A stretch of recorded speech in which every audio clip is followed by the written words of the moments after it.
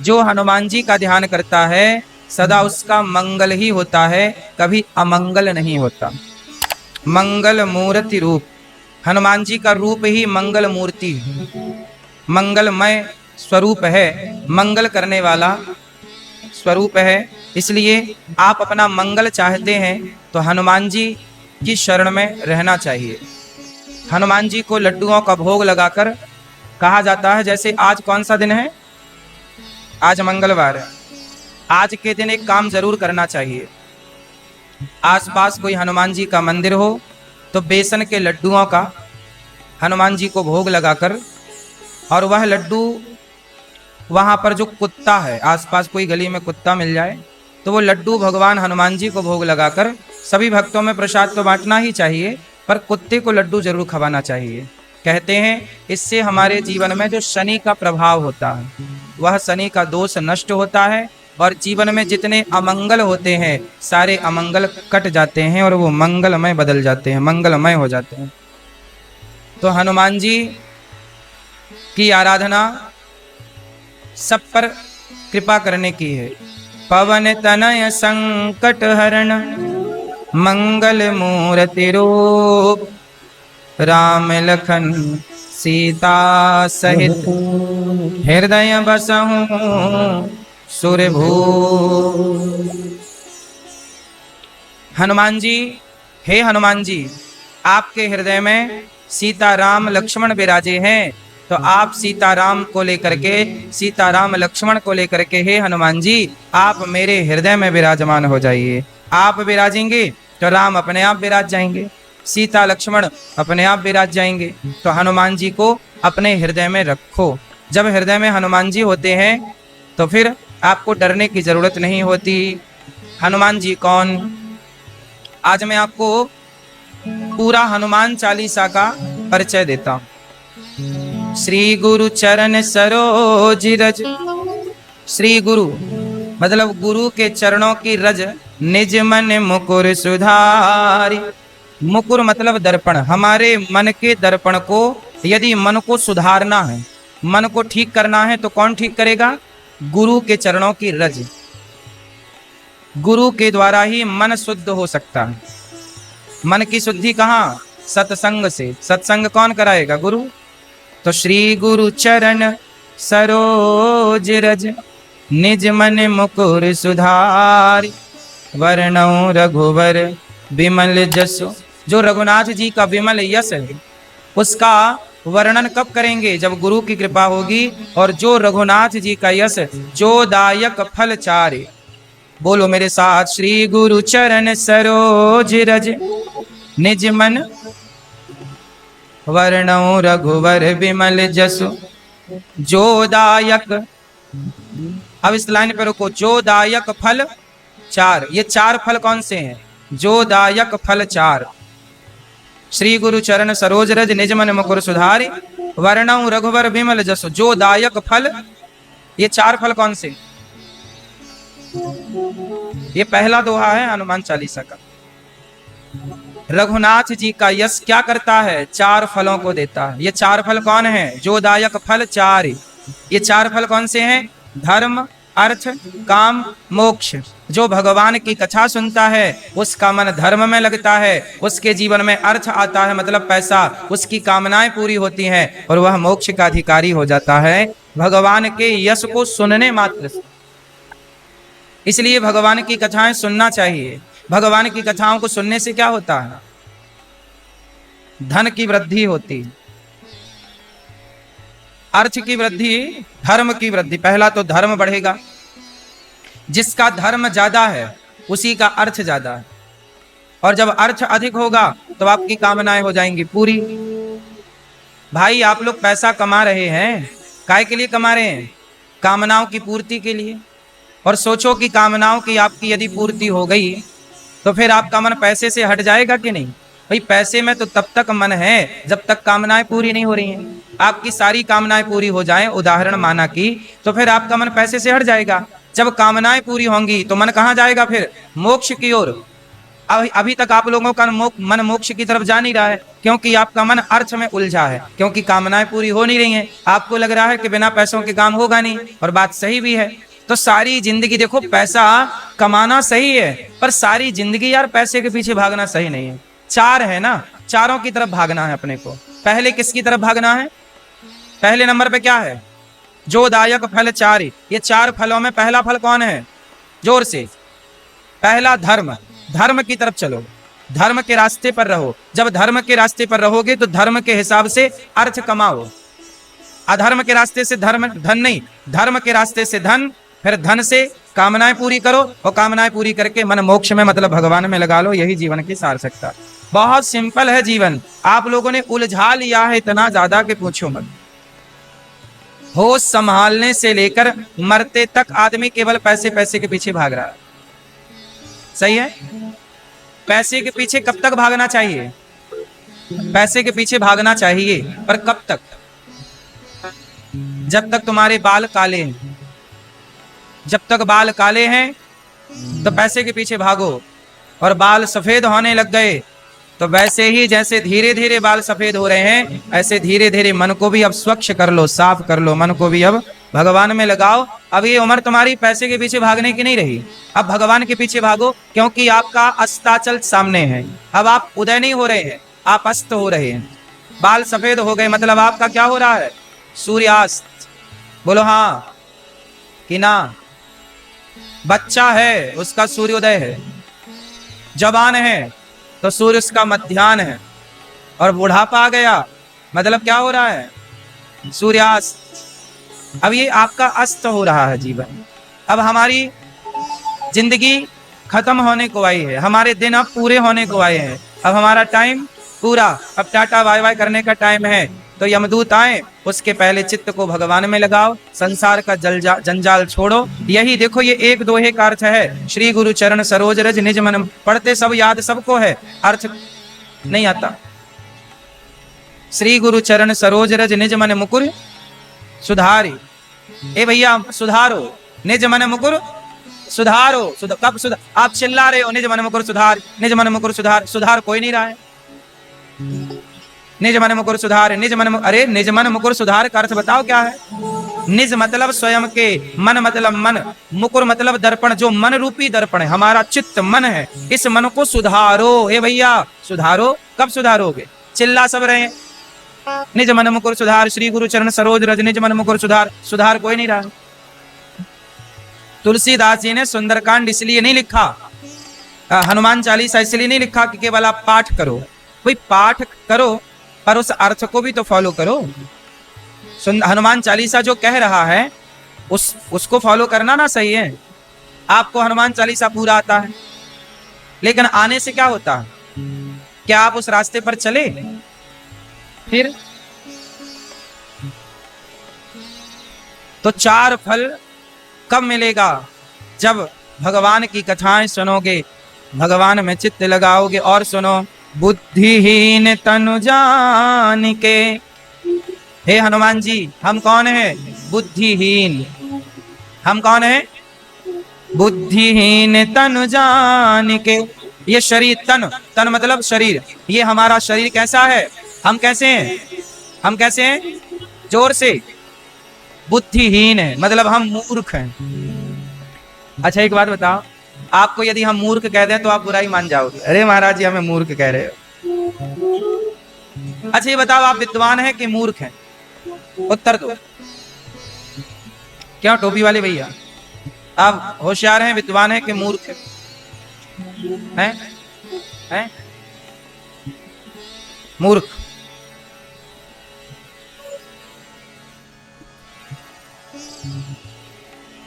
आप, हम सभी मूर्ख हैं, कोई एक मूर्ख नहीं है। हम सब कैसे हैं? मूर्ख हैं। बुद्धिहीन लिखा है। हम कैसे हैं?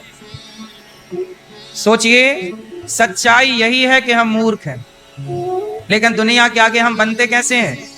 बड़े होशियार। हमें मूर्ख कह दोगे, आपको कोई मूर्ख कह देगा, आप बुराई मान जाओगे। अरे यार हमें मूर्ख कह दिया, पागल कहीं का। जबकि हैं तो सुनो आगे क्या लिखा, बुद्धिहीन तनु जान के सुमिरो पवन कुमार। हनुमान जी की उपासना करना तो विद्वान होके ना करना। देखो कुएं में जब बाल्टी जाती है ना तो खाली जाती है, यदि भर के जाएगी तो लाएगी क्या। तो भगवान के मंदिर जाओ तो ज्ञानी बनकर नहीं, मूर्ख बनकर जाओगे तो कुछ लेकर के आओगे। सत्संग में जाओ, कथा सुनने जाओ तो विद्वान बनकर नहीं, क्या बनकर भाई, विद्वान बनकर। यदि आप लोग यहाँ विद्वान बनकर बैठे हो तो आप ऑलरेडी विद्वान हो, फिर आप सुनोगे क्या, समझोगे क्या। वो घमंड तुम्हें सुनने कुछ ना देगा, उसको लगेगा यार ये जो बता रहे हैं तो हमें पता है। इसलिए खाली होकर जाओ, माँ के पास, पिता के पास, गुरु के पास, मंदिर में भगवान के पास जाओ तो भर के ना जाओ। वहां कैसे जाओ, खाली होके जाओ। पहले अपने आप को क्या करो, बुद्धिहीन तनु जान के, पहले बुद्धिहीन जान लो, फिर सुमिरो पवन कुमार।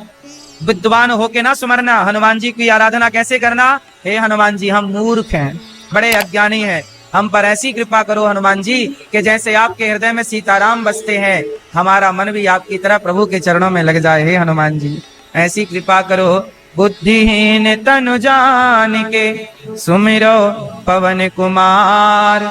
और क्या मांगो, बल बुद्धि विद्या देहु मोहि हरहु कलेश विकार। ये जो हमारे क्लेश हैं, ग्रह क्लेश, मानसिक क्लेश, टेंशन, डिप्रेशन, हे हनुमान जी ये हमारे क्लेशों को आप दूर कर दीजिए। और विकार, आखिरी में क्या शब्द आया, हरहु कलेश विकार। ये विकार क्या है, आप बताओ ये विकार। बुद्धिहीन तनु जान के सुमिरो पवन कुमार, बल बुद्धि विद्या देहु मोहि हरहु कलेश विकार। ये विकार क्या है, आप बताओ, मैं अपीली, विकार क्या है, बोलो क्या विकार क्या है। ये विकार आया है, ये चश्मा वाले भैया बताएंगे हमारे विकार क्या है, रोग।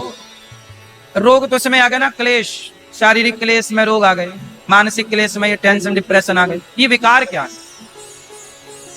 हाँ हाँ, विकार का मतलब है, आप गाते हो ना, विषय विकार मिटाओ पाप हरो देवा, स्वामी पाप हरो देवा, श्रद्धा श्रद्धा संतन की सेवा, ओम जय जगदीश हरे। तो विकार किसे कहते हैं, ये जो आपको काम वासना सताती है, पराई स्त्री को देखकर, पराई मर्द को देखकर जो आपके मन में रोमांच होता है, इसे वासना कहते हैं। ये विषय है, ये विकार है, ये आपका शारीरिक क्या है, विकार। किसी भी महिला को देखकर, किसी भी पुरुष को देखकर आपके मन में गलत गलत विचार आ रहे हैं, मतलब आपके भीतर एक विकार है, ये विकार है, ये विषय है। विषय विकार मिटाओ, हे प्रभु ये पाप मिटाओ। तो हमारे भीतर क्या है, काम, क्रोध, हमारे भीतर क्या है, बात बात में गुस्सा है, ये विकार है। काम, क्रोध, लोभ, जरूरत से ज्यादा लोभ। अच्छा काम बुरा नहीं है, क्रोध बुरा नहीं है, यदि इसका उपयोग सही किया जाए तो ये सही भी है। अच्छा ये बताओ, काम, क्रोध, लोभ, मोह ये सही है कि बुरे हैं, बोलो, ये सही है कि बुरे हैं। ये सही भी है और बुरे भी हैं। अब सही कहाँ है और बुरे कहाँ हैं, इसको भी समझ लेना बहुत आवश्यक है। क्योंकि सब लोग कहते हैं काम बुरा, क्रोध बुरा, लोभ बुरा। नहीं, ये बुरा तो है, पर कहाँ बुरा है, किस एंगल से, किस क्षेत्र में बुरा है। ये सही भी तो है, पर सही कहाँ और बुरा कहाँ, आओ इसे जरा समझने की कोशिश करें। देखो बात करते हैं काम की। यदि आप पराई स्त्री को देखते हो, पराई मर्द को देखते हो, तब तो ये काम बुरा है। पर आप केवल अपनी पत्नी को देखते हो, अपने पति को देखते हो, और अपने पति और अपनी पत्नी के सिवा आप किसी और को नहीं देखते, तो आपका काम सही है, क्योंकि उसी काम से संतान पैदा होती है। और अपनी पत्नी और अपने पति तक यदि आप सीमित हैं, तब वो काम सही है। हाँ या ना? रावण अपनी मंदोदरी के साथ रहता तो क्या बुराई थी, पर रावण अपनी मंदोदरी को छोड़कर, अपनी पत्नी को छोड़कर दूसरे की पत्नी को देखता है, तब ना रावण का सर्वनाश हुआ। रावण ना जाता सीता मैया को चुराने तो क्या रावण का सर्वनाश होता? तो काम बुरा तब बन जाता है जब आप अपनी वासनाओं के चक्कर में मर्यादा की रेखा पार कर लेते हैं। इसलिए कहता हूं कि मर्यादा में रहो। काम जरूरी है, पर मर्यादा में रहकर। किसके साथ? पत्नी और पति के साथ, बस। क्रोध जरूरी है, पर कितना? उतना क्रोध जितने गुस्से क्रोध से बच्चे पढ़ने बैठ जाएं।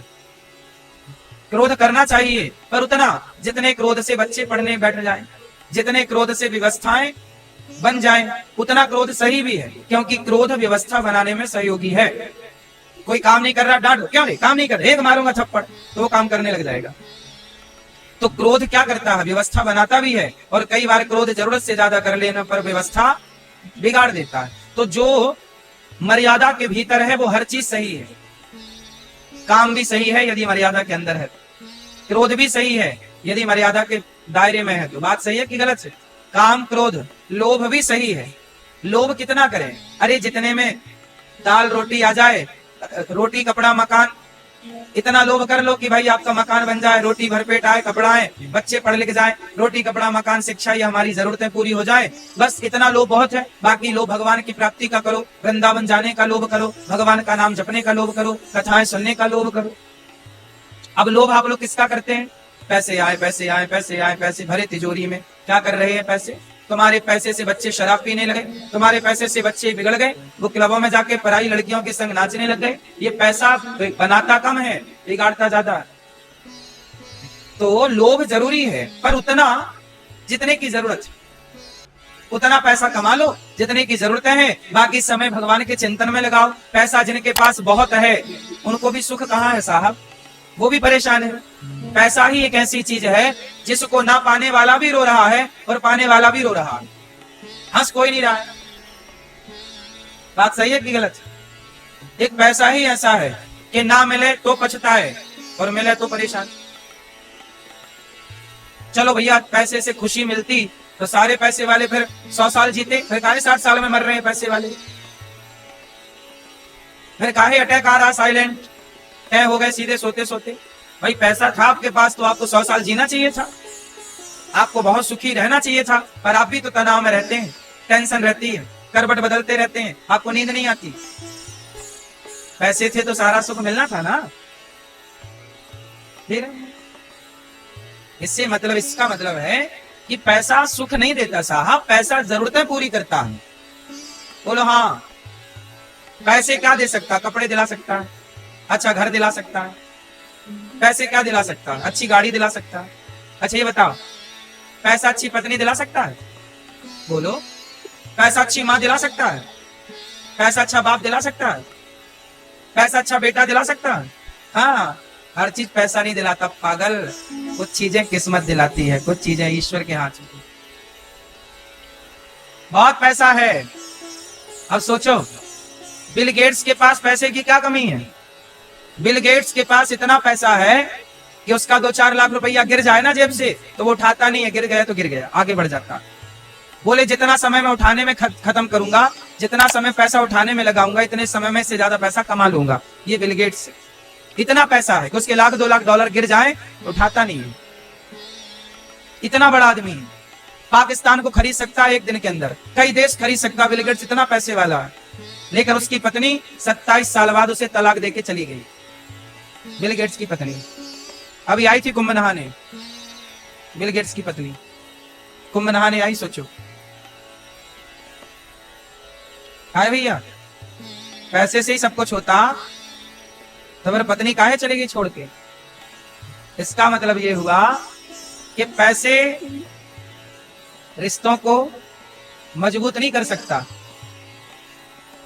पैसे से बहुत ऊपर है संबंध। लेकिन आप ये बात तुम्हें समझाए कौन? तुम्हारा तो पैसे ने दिमाग खराब कर रखा है, तुम्हें कौन समझाइए? तुम्हारे लिए तो हाय पैसा है। अरे पागल, पैसे से बढ़कर तुम्हारी माँ है, पैसे से बढ़कर तुम्हारा बाप है, पैसे से बड़े संबंध हैं। इसलिए पैसे को दूसरे तीसरे नंबर पर ले जाओ, पहले नंबर पर रिश्तों को रखो। आप रिश्तों में खुश हैं तो आप अमीर हैं। आपकी पत्नी आज्ञाकारी है, आपका बेटा आज्ञाकारी है, आपके परिवार में हंसी खुशी है, आप अमीर हैं। और आपके पास बहुत पैसा है पर परिवार में प्रेम नहीं है तो आप जितना गरीब कोई नहीं है। आपसी प्रेम नहीं है, पत्नी बात नहीं करती, पति बात नहीं करता, बेटा बात नहीं करता, माँ बात नहीं करती, क्या मतलब फिर पैसों का? 100 पैसों के गद्दों में क्या फायदा? क्यों जी, बात सही है? जीवन में पैसा चाहिए कि प्रेम चाहिए? बोलो। अरे जिन पति पत्नी के प्रेम है ना, उनका जीवन पेड़ की छांव में भी गुजर जाता है। और जिनके अंदर प्रेम नहीं होता ना, तो दुनिया का अमीर आदमी है बिल गेट्स, उनके भी तलाक हो जाते हैं। प्रेम ना होने से पैसा काम नहीं आता। लेकिन एक बात निश्चित मानो, राम सीता का प्रेम था तो 14 साल गुजर गए जंगल में। बोलो हाँ, सही है। पति पत्नी में प्रेम हो तो पेड़ की छांव में जिंदगी गुजर सकती है। ये बात सही है कि गलत है? बच्चे आज्ञाकारी हो, बच्चे संस्कारी हो, तो उन बच्चों के साथ तो हम फुटपाथ पर भी जिंदगी गुजार सकते हैं। और बेटा आज्ञाकारी नहीं है, पत्नी और पति चरित्रवान नहीं है, एक दूसरे की इज्जत नहीं करते, तो महलों में भी गुजारा ना होगा। महलों में भी साहब लोग करवटें बदल रहे हैं। पत्नी अपनी करवट सो रही है, पति अपनी करवट सो रहा है, एक दूसरे को देखना भी पसंद नहीं कर रहे। और रह कहां रहे हैं? महलों में। ये चोचले हैं मेरी मां। जिंदगी की खुशी पैसा कभी नहीं था, जिंदगी की खुशी प्रेम था। आजकल वो प्रेम गायब हो गया, पैसा पैसा दिख रहा है। रिश्ते प्रेम से मधुर होते हैं, जिंदगी हरी भरी प्रेम से होती है। मेरे पास मेरी माँ है, मेरे सिर पे हाथ फेरने के लिए, मेरा पिता है, भाई है, पत्नी है, पुत्र है, और सारे अच्छे हैं, आज्ञाकारी हैं। तो आपका घर घर नहीं है, फिर स्वर्ग है। आप कहाँ रहते हैं? स्वर्ग में। और आपकी माँ अलग चले, बाप अलग चले, पत्नी अलग रास्ते पे जाए, बेटा अलग जाए, तो फिर आप कहाँ रहते हो? नरक में। यही नरक है। बोलो हाँ कि ना? मैया क्या बोलती तू? बुद्धिहीन तनु जान के सुमिरो पवन कुमार। बल, बोलो बल, बुद्धि, विद्या देहु मोहि, हरहु कलेश विकार। हे हनुमान जी, हमारा सारा क्लेश, हमारा विकार आप हरण कर लीजिए और हमें बल दीजिए। अब यहाँ पहला क्या मांगा गया? बल। ए भैया, बल किसे कहते हैं? बल किसे कहते हैं? है? ताकत। ताकत आपके पास है? क्या करते हो अपनी ताकत का? है? सुनो, ताकत, बल, ताकत के कितने उपयोग हैं? ताकतवर ना गला भी दबा सकता है और ताकतवर पांव भी दबा सकता है। तो अपनी ताकत को गला दबाने में खर्च करना चाहिए कि चरण दबाने में खर्च करना चाहिए? इसलिए हे प्रभु, हमें बल तो देना, पर ऐसा बल ना देना कि हम उस बल से लोगों को परेशान करने लग जाएं। ऐसा बल देना जिस बल से हम समाज की सेवा करने लग जाएं, ऐसा बल हो। बल का, अब बहुत सारे लोग बली हैं पर वो मारते पीटते रहते हैं, लड़ाइयां करते रहते हैं, उल्टे काम करते हैं। तो बल कैसा हो? जैसे ये दास अनिरुद्ध, मैं अपने शरीर के बल को कहां लगाता हूं? माताओं के पांव दबाने में। पांव दबाता हूं कि नहीं? आप लोग दबाते हो अपनी माँ के पांव? कितने लोग माँ के पांव दबाते हैं बताओ? आप अपनी माँ के पांव दबाते हो? रोज? कभी कभी? तो आप लोग दबाते हो भैया चश्मा वाले? पांव दबाते हो अपनी माँ के? नहीं। पैर? पैर दबाने से दुखते हैं। ये अच्छा बहाना है ना दबाने का। दबाया करो, ऐसे दबाओ के ना दुखे। पांव में तेल ही लगा दो, तलवों में। चरणों से जुड़े रहो बस। जब आप अपनी माँ के पांव दबाओगे, अपने बाप के पांव दबाओगे, तो लिखना गारंटी देता हूं, तुम्हारे बच्चे जब ये देखेंगे कि मेरा पिता अपने पिता के पांव दबाता है, तो आपका बेटा ये लेसन सीखेगा। ये किसी कॉलेज में नहीं सिखाया जाएगा, ये आप ही सिखा सकते हैं दिखाकर। तो बल, बुद्धि, बुद्धि आप लोगों के पास क्या है? बोलो, बुद्धि है?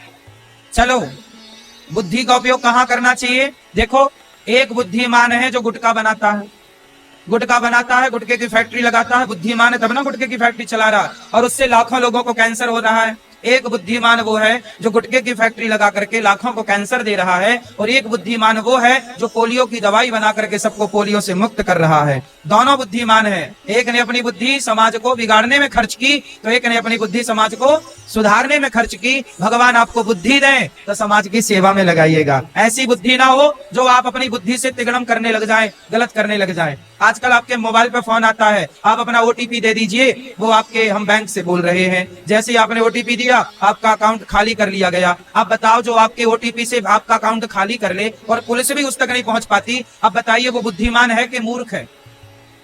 बोलो, जो आपके ओटीपी से आपकी जरा सी गलती से आपका अकाउंट खाली कर रहा है, वो मूर्ख है कि बुद्धिमान है? बुद्धिमान तो है, पर वो बुद्धि कहां खर्च कर रहा है? दूसरों को लूटने में, दूसरों के पैसे चुराने में वो अपनी बुद्धि लगा रहा है। और एक आप हैं कि आप अपनी बुद्धि से पैसा कमाते हैं और किसी भूखे को दे देते हैं, भैया तू रोटी खा ले, भैया तू पानी पी ले, भैया तू कपड़े पहन ले, भैया तू चप्पल पहन ले, आप किसी को देते हैं। तो एक व्यक्ति वो है जो अपनी बुद्धि का दुरुपयोग करता है, और एक व्यक्ति वो है जो अपनी बुद्धि का सदुपयोग कर रहा। तो हे हनुमान जी, हमें ऐसी विद्या दो। अब देखो, बल बुद्धि विद्या। मैया, ए मेरी माँ जल्दी जाओ, मेरी माँ डिस्टर्ब ना करो, कथा सुनो। जाना है तो चुपचाप वहीं से प्रणाम करके निकल जाना चाहिए, कबड्डी नहीं खेलना चाहिए।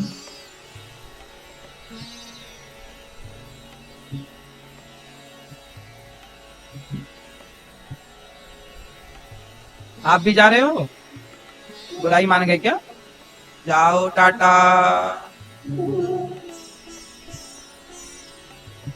बल, बोलो बल, बुद्धि, विद्या। चलो बताओ, विद्या किसे कहते हैं? ज्ञान, बात सही है। विद्या क्या है? विद्या क्या है? किसे कहते हैं विद्या? विद्या किसे कहते हैं भैया बताओ? हाँ, ज्ञान, बात ठीक कह रहे हो। बल बुद्धि, बुद्धि मतलब ज्ञान आ गया ना वहां, बल बुद्धि, बुद्धि आ गई मतलब ज्ञान की बातें हो गई। बल बुद्धि विद्या। अब यहाँ विद्या शब्द अलग से, तो बुद्धि अलग है और विद्या अलग है, दोनों बातें अलग अलग है। अब बात विद्या की हम कर रहे हैं। विद्या क्या? चलो बताओ, विद्या किसे कहते हैं? विद्या क्या देती है आप बताओ? विद्या क्या देती है? ज्ञान। विद्या ज्ञान देती है, ये कह रहे हैं जानकारी देती है। आप बताओ लाल मैया, विद्या क्या देती है? ज्ञान, ज्ञान देती है विद्या। पीली मैया बताओ, विद्या क्या देती है? शिक्षा। लाल मैया बताओ, पंचायती मैया, मैया बताओ, विद्या क्या देती है? विद्या क्या देती है? ज्ञान, ज्ञान। भैया बताओ। हाँ, विद्या ददाति विनयम। विद्या क्या देती है? विद्या ददाति विनयम मतलब नम्रता। विद्या हमें नम्रता देती है, नम्रता सिखाती है, नम्र बनाती है। यदि आप पढ़ लिख करके नम्र नहीं भये तो विद्या का कोई अर्थ नहीं। विद्या क्या देती है? विनय देती है, नम्रता देती है। आजकल के आदमी पढ़ लिख करके ना अकड़ में रहते हैं, जी अपन सब जानते हैं। अरे ये तो मूर्ख हो, जो विद्या पा करके नम्र नहीं हुआ वो विद्वान कैसा है? आम का पेड़ जब फलों से भरता है तो झुकता है, डालियां उसकी। अरे झुकता वही है जिसमें जान होती है, अकड़ खास मुर्दे की पहचान होती है। अकड़ मतलब मुर्दा। यदि आपके अंदर एटीट्यूड है, अकड़ है। आजकल के बच्चे पढ़ लिख के क्या हो जाते हैं? अकड़ू, एटीट्यूड से। अरे भैया पागल कहीं का, तुम डस्टबिन में जाने के लायक हो, कचरे घर में जाओ। ऐसा क्या पढ़ लिया कि तुम अभिमान में डूब गए? पागल। विद्या तुम्हें अभिमानी बनाती है। यदि तुम अभिमानी हो तो मूर्ख हो एक नंबर के। विद्या मतलब सहजता, सरलता, नम्रता, यदि आपके अंदर नम्रता नहीं है, आपके अंदर करुणा नहीं है, आपके अंदर दयालुता नहीं है, तो क्या पढ़े हो फिर? केवल डिग्रियां। आजकल सरकार डिग्रियां बांट रही है, बांटो डिग्री, बांटो बांटो। इन डिग्रियों से भला ना होगा। ये डिग्री वाले बेटे ही अपनी मां को घर से निकाल बाहर फेंकते हैं। ये अपनी मां की तक तो कदर करते नहीं, अपने बाप की इज्जत करते नहीं। हमारे गौरी गोपाल में ऐसी माएं रहती हैं जिनका बेटा प्रोफेसर है, मास्टर है, बड़े बड़े सरकारी पदों पर है, पढ़ लिख करके ना है, वो अपनी मां की इज्जत नहीं करता, पढ़ा लिखा है। ऐसी क्या पढ़ाई पढ़ ली तुमने? अरे शिक्षा का मतलब ही है मातृदेवो भव पितृदेवो। जो अपनी मां की इज्जत ना करे, जो अपने बाप की इज्जत ना करे, वो पढ़ा लिखा है कि मूर्ख है? बोलो। चलो, यदि देखो आपके अंदर शिक्षा है, मतलब आपके अंदर नम्रता होनी चाहिए। विद्या का मतलब है नम्रता। और आजकल के पढ़े लिखे लड़के, एक हाथ में सिगरेट, एक हाथ में शराब, उनको लगता है यही शिक्षा है। पढ़ लिख गए मतलब वो खड़े खड़े खाना सीख गए, खड़े खड़े पेशाब करना सीख गए। पढ़े हैं साहब तो खड़े खड़े पेशाब करेंगे, खड़े खड़े खाएंगे। खाने तक का तो ढंग नहीं है, मूर्खों को बने पढ़े लिखे हैं। खाना कैसे चाहिए? तुम्हारे दादा परदादा बाप दादे सब ऐसे घोड़ों की तरह खड़े खड़े खाते थे। फिर तुम बड़े पढ़े लिखे हो। जब तक तुम्हारी मम्मी, जब तक तुम्हारी मैया अनपढ़ थी ना, तब तक जीजाबाई जैसी माए शिवाजी पैदा करती थी। जब से पढ़ लिख गए आप, जब से पढ़े लिख गए, जब से आज की पढ़ी लिखी मम्मियां पैदा होने लग गई, तब से आजकल टपोरी पैदा हो रहे हैं। एक भी शिवाजी पैदा हो रहा है तो बताओ कहीं किसी क्षेत्र में? अनपढ़ लोग थे ना तो विवेकानंद पैदा होते थे, झांसी की रानी पैदा होती थी, क्योंकि वो समाज आज के हिसाब से अनपढ़ था। जबकि आपको जानकारी गलत मिली, पहले के लोग आज के लोगों से ज्यादा शिक्षित थे। बोलो हाँ। कभी आपने प्राचीन इतिहास नहीं पढ़ा भारत का? चलो बताओ, आज के लोग ज्यादा पढ़े लिखे हैं कि पहले के? पहले के लोग ज्यादा शिक्षित थे। पहले के लोग शिक्षित थे तो शुद्ध भोजन करते थे। आज के लोग पढ़े लिखे हैं तो सब मिलावटी खा रहे हैं। पहले के लोग अनपढ़ थे तो गाय की पूजा करते थे, आज के पढ़े लिखे हैं तो कुत्तों से मुंह चटवा रहे हैं। बोलो हाँ। पहले के अनपढ़ थे तो गाय का गोबर उठाते थे, आज के पढ़े लिखे हैं तो कुत्ते की पोटली उठा रही है मैडम और बोल रही है मैं पढ़ी लिखी हूं। बहुत ज्यादा कुछ बदला नहीं है, बस गाय से कुत्ते में आ गए, इतना ही अंतर है। नहीं, और क्या बदला? पहले के लोग पढ़े लिखे नहीं थे तो सत्तू खाते थे, सत्तू, सतुआ। बोलो हाँ, जो कि शरीर के लिए बहुत फायदा देता था। और आज के पढ़े लिखे हैं तो पिज्जा बर्गर खाते हैं, जो कि एक तरह का जहर है। अब आप पढ़े लिखे हैं तो आप जहर खाएंगे। पहले के लोग अनपढ़ गंवार थे तो सत्तू खा के लंबा जिंदा। पहले के लोग अनपढ़ थे तो 80 साल तक चश्मा नहीं लगता था, आज के पढ़ लिख गए हैं तो 10 साल में चश्मा लग जाता है। पहले के लोग अनपढ़ थे, गंवार थे तो 80 साल जीते थे, आज के पढ़े लिखे हैं तो 70 में 60 में तय हो जा रहे हैं। पहले के लोग अनपढ़ थे तो एक एक गिलास घी पी जाते थे और घी पचाने की ताकत रखते थे, आज पढ़े लिखे हैं तो हमसे 4 रोटियां नहीं पच रही हैं। बोलो हाँ। पहले के लोग अनपढ़ थे, शुद्ध पानी पीते थे, कुएं का, तालाब का, नदी का। पहले भारत में जल संकट नहीं था क्योंकि अनपढ़ लोग थे। जब से पढ़े लिखे लोग हो गए हैं, धरती प्यास से मर रही है, धरती प्यासी हो गई। बोलो हाँ। जब अनपढ़ लोग थे ना तो ये देश हरा भरा था, जब से पढ़े लिखे लोग हो गए तो वीरान हो गया, सारी हरियाली नष्ट हो गई। बोलो हाँ। ये पढ़ाई है तुम्हारी। इसलिए जो आप अपने को पढ़ा लिखा कह रहे हैं ना, हमें लगता है कि डिग्रियां ये डिसाइड कर रही हैं कि तुम पढ़े लिखे हो। नहीं, डिग्रियां डिसाइड क्या करेंगी साहब?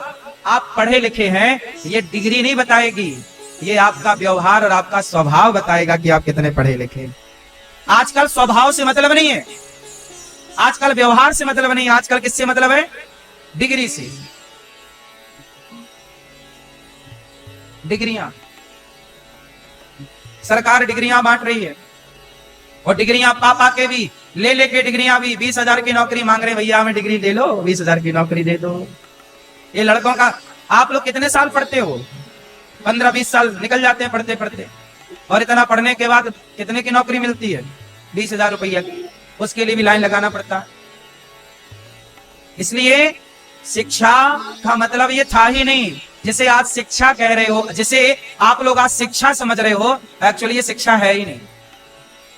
ये तो ठीक है, सरकार अपने हिसाब से कर रही है, आप भी ठीक कर रहे हैं अपने हिसाब से। शिक्षा का मतलब ये नहीं है। शिक्षित का मतलब है, ये बताओ आज दुनिया मंगल तक चली गई, बोलो हाँ, बोलो हाँ। अब एक बात बताओ, जिन देशों ने अपने सैटेलाइट को, जिन देशों ने अपने वैज्ञानिकों को मंगल तक भेजा, पूछो कि उस देश में भूखमरी खत्म हुई क्या? अब बताओ कि मंगल ग्रह तक जाना अनिवार्य था या देश की भूखमरी को खत्म करना अनिवार्य था? जिस क्षेत्र में काम करना चाहिए उस क्षेत्र में कोई काम नहीं कर रहा है। हथियार बना रहे हैं सारे देश, दिन रात क्या बना रहे हैं? तोप बना रहे हैं, परमाणु बना रहे हैं, बम बना रहे हैं। अरे आपको क्या जरूरत है तोप बम बनाने की? बनाना ही है तो इंसान से इंसान का अच्छा रिश्ता बना लो ना। जब अच्छा रिश्ता हो जाएगा, अच्छी इंसानियत स्थापित हो जाएगी, तो ये तोप बारूद की जरूरत ही नहीं पड़ेगी। क्यों हम तुम्हें मारे और क्यों तुम हमें मारो?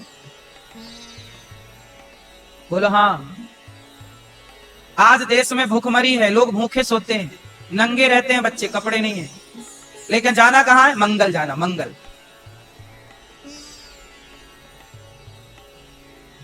हम कहते हैं पहले अपनी व्यवस्थाएं ठीक कर लो, मंगल भी जाओ और सूर्य भी जाओ, सब जगह जाओ, क्या दिक्कत है? पर पहले अपनी जो बेसिक जरूरतें हैं, क्या नीड है? रोटी, कपड़ा, मकान। बोलो हाँ। अब बताओ हमारे देश में हर चौराहे में जहां आपकी गाड़ी रुकेगी वहां 4 बच्चे आ जाएंगे भीख मांगने। ये बात गलत है या सही है? हर चौराहे, भारत का ऐसा कोई चौराहा नहीं है जिस चौराहे पर 4 बच्चे भीख ना मांग रहे हो। बोलो, क्या सरकार को एक टीम बनाकर ये काम नहीं करना चाहिए कि भाई ये बच्चे आ कहां से रहे? बच्चों को अगवा किया जा रहा है। दक्षिण से बच्चे को चुराया, उत्तर भारत में भीख मांगने बिठा दिया। उत्तर भारत के बच्चों को चुराया, चेन्नई में भीख मांगने को बिठा दिया। आजकल बच्चों की तस्करी हो रही है इस देश में, हाँ या ना? अब जिसका बच्चा चोरी हुआ हो उस माँ से जाके पूछ लो कि कितना उसे सुख मिल रहा है और कितना दुख मिल रहा है। पर उसका दर्द सुने कौन? फुर्सत किसे है? सबको मंगल जाना है, जाओ मंगल।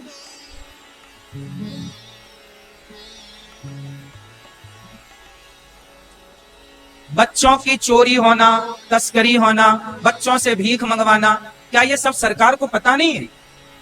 सारे चौराहों पे जाके पड़ताल की जाए कि बच्चे कहां से आए, अच्छा कोड़ा बरसाया जाए, सालों को जेल में बंद किया जाए। इसी चक्कर में बच्चे चोरी होते हैं क्योंकि भीख मंगवाने के काम आते हैं। क्या ये एक अव्यवस्था नहीं इस देश की? हर चौराहे पे, नुक्कड़ पे भीख मांगने के लिए खड़े हैं लोग। बोलो, ये व्यवस्था नहीं है? पढ़ाई लिखाई का मतलब ये नहीं है कि तुम केवल मंगल तक जाओ तो ही पढ़े लिखे कहलाओ। अरे अपने जीवन को भी मंगलमय बना लो, ये भी मंगल तक जाना है। जीवन को मंगलमय बनाओ, अपने देश को मंगलमय बनाओ। और मंगल तक जा चले भी गए तो क्या पा लिया? क्या पा लिया? आम जनता का क्या फायदा हुआ? क्या मिल गया आपको? भूखमरी मिट गई, चौराहे में भीख मांगने वाले खत्म हो गए। जाओ मंगल तक जाना, ये भी एक समूचे दुनिया की व्यवस्था है कि हम आकाशीय क्षेत्र में भी आगे बढ़ें, हमारी सेना मजबूत हो, हमारा सिस्टम मजबूत हो, सब जरूरी है। पर ये सबसे ज्यादा जरूरी ये है कि कोई भूखा ना रहे। हम ये नहीं कहते कि मंगल जाना गलत है, हम ये नहीं कहते कि अंतरिक्ष पे नजर रखना गलत है, पर हम जो कहते हैं वो आपको समझने में अभी थोड़ा वक्त लगेगा कि पहले अपना बेसिक चीजें ठीक कर लो। नहीं, कोई नंगा ना रहे, कोई भूखा ना रहे, कोई बेघर ना रहे, सबके हाथ में काम हो, सब सिस्टम पे रहे, चोरी ना करना पड़े। आज के लड़के चोरी कर रहे हैं, मोबाइल चुरा रहे हैं, चैन चुरा रहे हैं। जूते चप्पल, आप लोग यहाँ बैठे हो, जूता चप्पल उतार के बाहर जाओगे, ये गारंटी नहीं है कि आपका जूता मिलेगा कि नहीं। इस देश में जूता चप्पल की भी गारंटी नहीं है। फिर काम बहुत बिखरे हैं। हम ये नहीं कहते कि सरकार ये सब नहीं कर रही है, पर सारी जिम्मेदारियां सरकार की भी नहीं है। सरकार भी क्या क्या करे, हमारी और आपकी भी जिम्मेदारियां हैं भारतीय नागरिक होने के नाते कि हम व्यवस्थाओं को ठीक करें। और इसी का नाम है विद्या। बल बुद्धि विद्या देवमयी। विद्या का मतलब ये बिल्कुल नहीं है कि आप पढ़ लिख करके डिग्रियां लेके घूमने लग जाएं। विद्या का मतलब है कि आप पढ़ लिख करके समाज की सेवा करें। हॉस्पिटल बनाओ, पर किसके लिए? आज देखिए बड़े बड़े हॉस्पिटल हैं, वहां कौन इलाज करा सकता है? बड़े पैसे वाले लोग। सामान्य आदमी का कहां इलाज हो रहा है? सामान्य आदमी सरकारी हॉस्पिटलों में जा रहा है। सरकारी हॉस्पिटलों में आपको हालत सबको पता है। सरकार ने फिर भी व्यवस्थाएं ठीक की हैं, पर बहुत ठीक करने की आवश्यकता है। तो हरहु क्लेश विकार, जय हनुमान ज्ञान गुण सागर, जय कपीस तिहुँ लोक उजागर। अब बताओ, जय हनुमान ज्ञान गुण सागर। हे हनुमान, जय मतलब हे हनुमान आपकी जय हो। हे हनुमान आपकी जय हो। आप ज्ञान के सागर है, ज्ञान और गुण। जय हनुमान ज्ञान गुण। गुण मतलब क्या? यहां गुण शब्द आया। जय हनुमान ज्ञान गुण, ये गुण क्या है? जय हनुमान ज्ञान गुण सागर। गुण क्या है? मतलब हनुमान जी ज्ञान के सागर हैं और बहुत बड़े गुणी हैं। गुण मतलब गुणी होना, मतलब सब कुछ आता है हनुमान जी। छोटा होना, बड़ा होना। हनुमान जी को इंजीनियर भी हैं, डॉक्टर भी हैं, सब हैं हनुमान जी, तो गुणी है। तो जय हनुमान ज्ञान गुण सागर। सागर मतलब ये सबके सागर मतलब विराट हैं। जय कपीश तिहुँ लोक उजागर। हे हनुमान जी जय कपीश, यहाँ हनुमान जी को कपीश कहा गया है। तो जय कपीश आपकी जय हो, तिहुँ लोक उजागर। तीनों लोकों में आपका नाम है, यश है। ये तीन लोक क्या है? तिहुँ लोक उजागर। तीन लोग कौन? तीन लोग कौन? मृत्यु लोक, सत्य लोक, पाताल लोक। नीचे के लोग, मध्य के लोग, भूर्भुवः स्वः। तीन लोग। भूर, भू मतलब ये पृथ्वी, भुवः स्वः मतलब ब्रह्मलोक, सत्यलोक, महरलोक। टोटल कितने लोग होते हैं? 14 लोग। 7 नीचे 7 ऊपर। शॉर्ट में से 3 लोग, तीनों को बोल दिया मतलब 14 आ गए। तो चारों तरफ जितने भी अतल वितल सुतल तलातल रसातल महातल पाताल भूर्भुवः स्वः महरलोक सत्यलोक जनलोक तपलोक, ये टोटल नीचे से ऊपर तक जितने लोग हैं, तो तिहुँ लोक उजागर। हनुमान जी की पूजा केवल मनुष्य लोग नहीं, देवता लोग भी करते हैं। तिहुँ लोक उजागर। पाताल के देवता भी करते हैं, सब लोग करते हैं। राम दूत, आप कौन है? राम जी के, राम जी के, राम जी के दूत हैं। कोई भी बात पहुंचानी हो राम तक या राम की हम तक, तो कौन पहुंचाता है? हनुमान जी। राम दूत अतुलित, अतुलित मतलब बहुत अतुलित। बल धामा, आपके पास बहुत बल है, बल के धाम है मतलब बहुत ज्यादा। अंजनी पुत्र पवन सुत नामा, आपका नाम है पवन सुत और आप अंजनी के पुत्र हैं। महावीर, हनुमान जी का नाम क्या है? महावीर। वीरों के भी वीर, महाविक्रम मतलब अथाह ताकत। बजरंगी, आपका नाम है बजरंगी। बजरंग बली कहते ना, बजरंग जय जय हनुमान गोसाई, मतलब हनुमान जी को क्या? बजरंग बली, बजरंग बली। कुमति निवार सुमति के, आप बोलो फिर से। महावीर विक्रम बजरंगी। आगे की चौपाई आप। कुमति निवार, ये कुमति निवार क्या है? ये कुमति क्या है? कुमति निवार सुमति के संग, ये कुमति क्या है? हैं? कुमति और सुमति।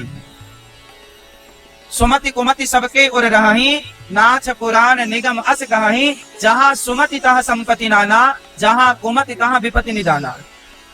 सुमति मतलब क्या है? कुमति निवार है हनुमान जी। हमारी जो दुर्बुद्धि है, गलत थॉट है, गलत विचार है, वो कुमति है। तो आप हमारे गलत थॉट को, गलत विचार को समाप्त करें और सुमति दें, मतलब सुंदर विचारों का प्रवेश हमारे जीवन में हो, हमारे जीवन में, हमारे मस्तिष्क में कोई गलत विचार ना हो।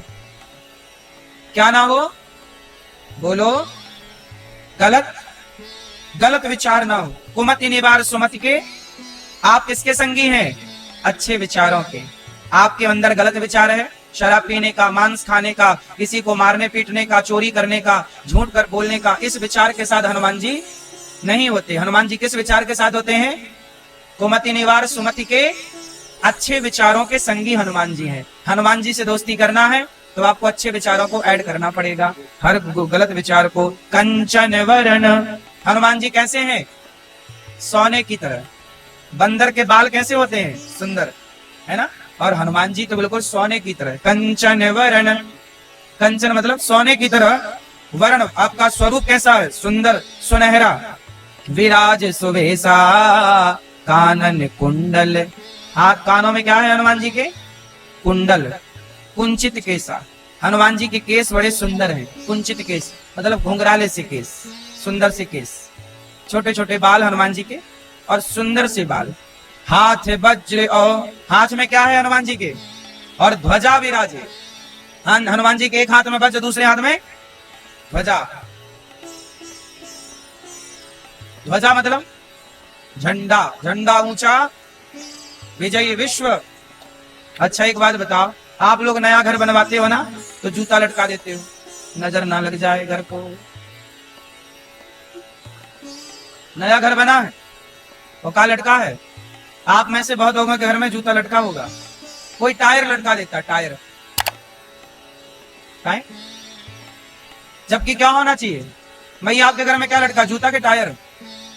टायर लटका है, जूता है? हाँ, घर बनवाते हैं ना लोग, जूता लटका देते। जूता नहीं, टायर नहीं। लोग कहते हैं नजर ना लगे, तो तुम जब लड़के को दुल्हा बना के भेजते हो तो साइकिल का टायर उसे भी पहना दिया करो, उसको भी तो नजर लग सकती है। या एक आध जूता लटका दो उसके बगल में। मतलब मूर्खता की भी हद पार कर दी ना। इतना बड़ा घर, अरे घर में, घर को घर ना कहो, मंदिर कहो। आप भी घर ना बनाया करो, अपने घर को मंदिर बनाओ, और मंदिर में हाथ वज्र और ध्वजा विराजे। विजय की पताका होनी चाहिए आपके घर के ऊपर, झंडा हो, लहराता हुआ हो। हनुमान जी का झंडा हो, लाल कलर का, भगवा कलर का झंडा हो, या सफेद झंडा हो शंकर जी का, या हनुमान जी का, है ना, झंडा हो, या लाल झंडा हो, माँ भगवती का स्वरूप है लाल, या पीला झंडा हो। तो झंडा हो, पीला हो, लाल हो, केसरिया हो, या सफेद हो। क्यों? झंडा होना चाहिए। झंडा ऊंचा रहे हमारा, कांधे मूज जनेऊ साजे। मूज का जनेऊ, उषा का जनेऊ, जनेऊ पहने शंकर सुवन केसरी नंदन। इस चौपाई की व्याख्या मैंने कल की थी कि वो शंकर सुवन कैसे हैं और केसरी नंदन कैसे। कल इस विषय पर बात हो चुकी है। तेज प्रताप महाजगवंदन, तेज प्रताप शंकर हनुमान जी बड़े प्रतापी हैं और जग के वंदनीय हैं। राम जी क्या कहते हैं हनुमान जी को? जब हनुमान जी सीता माँ का पता लगा कर आए तो राम जी रो पड़े। राम ने कहा, हनुमान तुमने बड़ा उपकार किया है, तुम बड़े उपकारी हो हनुमान, तुमने हम पर बड़ा उपकार किया। क्यों? क्योंकि आपने हमारी सीता का पता लगाया है। सुन सुत तो ही पूर्ण में नाही। राम जी कह रहे हैं, हे हनुमान मैं तुम्हारा ऋणी हो गया, अब मैं तुम्हारे ऋण से कभी पूर्ण नहीं हो सकता। सोचिए, हनुमान जी ऐसे हैं जिन हनुमान जी का ऋण प्रभु राम पर चढ़ा हुआ है, और राम कहते हैं, हनुमान मैं सदा आपका ऋणी रहूंगा, मैं आपका कभी ऋण चुका नहीं सकता। क्यों? क्योंकि ऋण तो तब चुकेगा ना जब राम पर संकट आया तो हनुमान जी ने साथ दिया, तो हनुमान जी पर संकट आएगा तब राम साथ देंगे, तब ना ऋण चुकेगा। तो राम बोले कि मैं आपका ऋणी रहूंगा, मैं नहीं चाहता कि मेरे हनुमान पर कभी कोई संकट आए, इसलिए मैं ऋणी रहकर रहूंगा, मैं ऋण चुकाना नहीं चाहता। ऐसे प्रभु बड़ी दया करते हैं, हनुमान जी को बहुत प्यार करते हैं। हनुमान जी विद्यावान गुणी अति चातुर, राम काज करिवे को आतुर। राम का काम करने को हनुमान जी कैसे रहते हैं? आतुर, मतलब एक्टिव रहते हैं। हर समय वो राम के काज को करने के लिए ना बिल्कुल जोश से भरे रहते हैं। और आप लोग कोई काम कह दो, आजकल माँ बोलती बेटा जरा पानी ला गिलास, तो वो किसी और से कह देता तुम ला दो। वो पानी भी ला के नहीं देता, वो किसी और से कह देगा तुम ला दो पानी। सोचो, इतने आलसी हैं इस युग के लोग कि गिलास और पानी लाने का कहो तो पानी भी नहीं लाते। कहो कि जरा ये काम कर लो, आप अपने बच्चों से कहते हो बेटा जरा ये काम कर लो, वो दूसरों को कह देते हैं माँ आप पिताजी पानी मांग रहे हैं, खुद नहीं ला के दे सकता, ये बाप पानी मांग रहा तो मैं ही ला के दे दो, नहीं माँ को कहेगा माँ लाए। आलसी मंदा सुमंद मतयो मंद भाग्यायुपद्रुता, बड़े मंद बुद्धि के लोग हैं कली काल में। पर हनुमान जी कैसे हैं? राम काज करिबे को आतुर, अच्छे काम करने की आतुरता तो होनी ही चाहिए। क्यों भैया? कभी थको मत, हारो मत, जोश से भरे रहो, शरीर एक्टिव रहना चाहिए, काम करते रहो। जो व्यक्ति काम नहीं करता वो व्यक्ति परेशान रहता है। जो व्यक्ति काम करता है वो व्यक्ति शारीरिक मानसिक दोनों तरह से मजबूत रहता है। शारीरिक मजबूती और मानसिक मजबूती, कॉन्फिडेंस रहता कि मैं कर लूंगा क्योंकि मैंने किया है काम। तो देखो, काम करना चाहिए, और काम ना छोटे काम नहीं करना चाहिए, हमेशा बड़े काम करना चाहिए। जो काम कोई ना करे वो आप करो। चुनौती छोटी ना हो, चुनौती बड़ी हो। लक्ष्य छोटा ना हो, लक्ष्य हर वो व्यक्ति सफल तब होता है जब बड़ा लक्ष्य लेकर के चलता है। यदि आपका लक्ष्य छोटा है तो आप छोटे ही बनोगे, यदि आपका लक्ष्य बड़ा है तो आप, इसलिए लक्ष्य बड़ा हो। पहला लक्ष्य बड़ा हो और उस लक्ष्य को बड़ा करके और उस पर चल पड़ो। किसी से कहो ना कि आप क्या कर रहे हो। कहते हैं कि काम इतने शांत तरीके से करो, गुपचुप तरीके से करो कि आपकी सफलता का शोर सारी दुनिया में हो। कई बार आज के लड़के क्या गलती करते हैं, सफल होते नहीं है, सफलता का शोर करते हैं। जी मैं हो के ये करूंगा, ये करूंगा, मैं ऐसा करूंगा, कर कुछ नहीं रहे। एक व्यक्ति वो है जो पहले ही डिंडोरा पीट देता है कि मैं ये करूंगा, ये करके दिखाऊंगा, ये करूंगा। एक होता है जो कह के करता है, और एक होता है जो कहता नहीं है बस करता है। तो आप किसे सही मानते हैं, कह करके करने को कि चुप चुप करते रहने को? करते रहो, सफलताएं अपने आप शोर मचाएंगी, सफलता का तूफान अपने आप आएगा। करते रहो।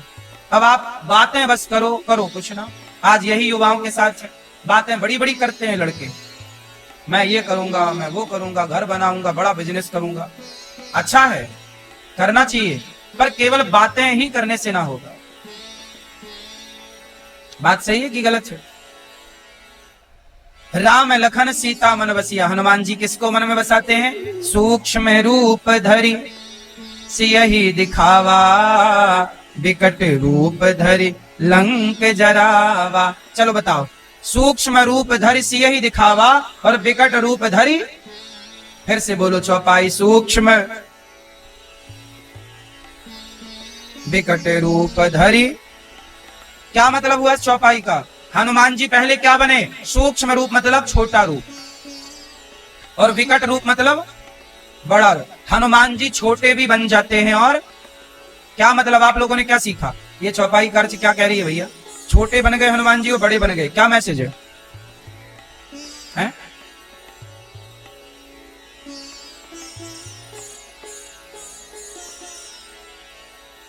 क्या मैसेज है हमारे और आपके लिए हनुमान जी के द्वारा? सुनो, इससे मैसेज ये मिला, हनुमान जी ये कहते हैं कि छोटे बनने में कभी शर्माओ मत। जहां जरूरत पड़े वहां छोटे बन जाओ, और जहां जरूरत पड़े वहां बड़े बन जाओ। आज समस्या क्या है कि कोई बड़ा बन जाता है ना तो फिर छोटा नहीं बनता। अरे बोले, अब जैसे कोई मर्सिडीज में चल लिया तो फिर उसे साइकिल में बैठने में शर्म आती है। यार मैं तो मर्सिडीज में चलने वाला हूं, मैं साइकिल में चलूं? पागल कहीं का, गलत जा रहा है। मर्सिडीज में भी चलो, BMW पर भी चलो, और जरूरत पड़े तो साइकिल पे भी चलो। अब आजकल एक बार आदमी बड़ा बन जाता है ना, फिर वो छोटा नहीं बनता। ये बड़ा गलत है। इसलिए हम कहते हैं, हनुमान जी ये सिखाते हैं कि जरूरत पड़ने पर छोटे बन जाओ और जरूरत पड़ने पर बड़े बनने के बाद ये बिल्कुल मतलब नहीं है कि आप बड़े बन गए तो छोटे ना बने, आप छोटे भी रहो। जो व्यक्ति जितना सरल है, सहज है, वो उतना बड़ा होता है। छोटे भी बनो। पहले क्या बनना पड़ेगा? कितना छोटा बनना चाहिए? आप छोटे हैं कि बड़े हैं? कितना छोटा होना चाहिए? छोटे का मतलब ये नहीं कि हम आकार में छोटे हो जाएं। छोटे का मतलब ये है कि हम इतने नम्र हो जाएं, इतने सहज हो जाएं, इतने सरल हो जाएं कि अब देखो हमारे,